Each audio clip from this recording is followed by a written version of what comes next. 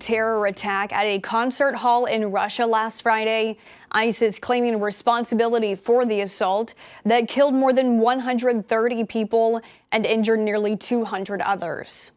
Russia held a day of mourning on Sunday as the 4 men accused of opening fire and setting off explosives inside the concert hall near Moscow appeared in court, all showing signs of being physically beaten. Russian media reporting the men were tortured during interrogations by security services. All the men face a maximum sentence of life in prison. The 4 suspects were arrested Saturday, Russian President Vladimir Putin claiming they were attempting to flee to Ukraine. Ukrainian officials deny those claims. In a statement, U.S. officials say ISIS bears sole responsibility for this attack, and there was no Ukrainian involvement whatsoever. U.S. officials say America had also warned Russia earlier this month about a planned terrorist attack targeting Moscow and issued a public warning for Americans in Russia. Today is the deadline for former President Donald Trump to secure a $464 million bond in his New York civil fraud case, or risk having his assets seized. Trump was given 30 days to post the bond, and today marks 30 days since the judge ruled against him, saying Trump inflated his net worth for better business loans. While immediate action from the Attorney General Letitia James is not anticipated, James did file paperwork in first steps of seizing a golf club and estate in Westchester. Most of Trump's assets are in real estate, and while Trump's legal team says they failed to secure bonds from more than 30 companies, last week Trump posted on Truth Social he has the money in cash to pay the bond. By New York state law, Trump would have to post the $464 million to continue his appeal of the judge's ruling. Vice President Kamala Harris is not ruling out consequences from the United States should Israel continue with its plans to expand its military operations into the city of Rafah as part of the ongoing war against Hamas. Harris spoke with ABC News, reaffirming the Biden administration's stance against a Rafah invasion. We have been clear in multiple conversations and in every way that any major military operation in Rafah would be a huge mistake. Let me tell you something. I have studied the maps. There's nowhere for those folks to go. The United Nations reports over 1 million people are living in the border city, with most having been displaced from other parts of the territory due to the conflict.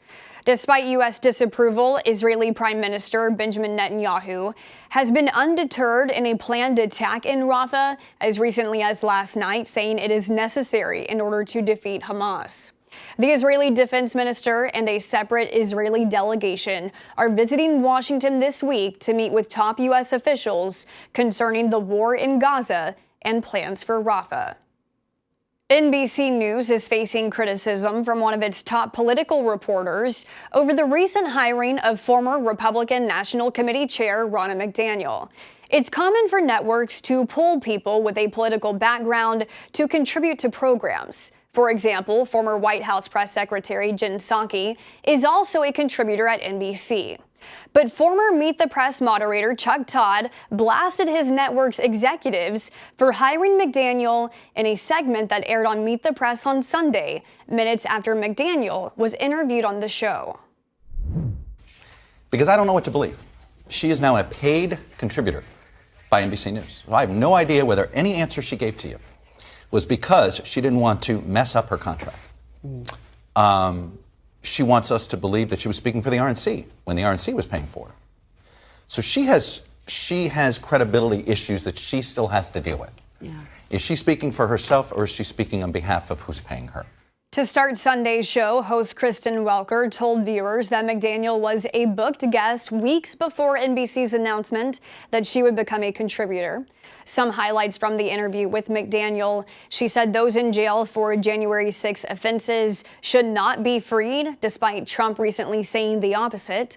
McDaniel also acknowledged President Biden legitimately won the 2020 presidential election, though she did say there were voting issues in that election. Reaction continues to pour in from around the globe after Kate, the Princess of Wales and wife of Prince William, the heir to the throne, revealed in a video on Friday she has been diagnosed with cancer. In January, I underwent major abdominal surgery in London, and at the time, it was thought that my condition was non-cancerous. The surgery was successful. However, tests after the operation found cancer had been present. My medical team therefore advised that I should undergo a course of preventative chemotherapy, and I'm now in the early stages of that treatment.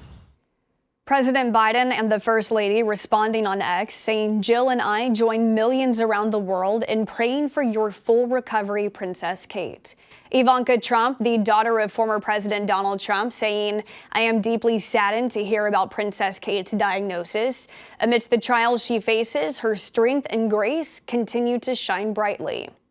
Prince Harry and his wife Meghan released a statement saying, "We wish health and healing for Kate and the family and hope they are able to do so privately and in peace." Actress Jamie Lee Curtis speaking out against the conspiracy theories that had flooded social media for months, saying on Instagram, "Now we should send nothing but our best wishes to her and her family and focus on our own lives and the lives of people directly related to us." Actress Olivia Munn, who recently revealed she has been fighting breast cancer, replied to Kate, "Thank you for showing what it's like to fight with grace and determination for yourself and for your family." Over the weekend, Kate and William released a statement saying they are touched by the kind messages they have received from around the world.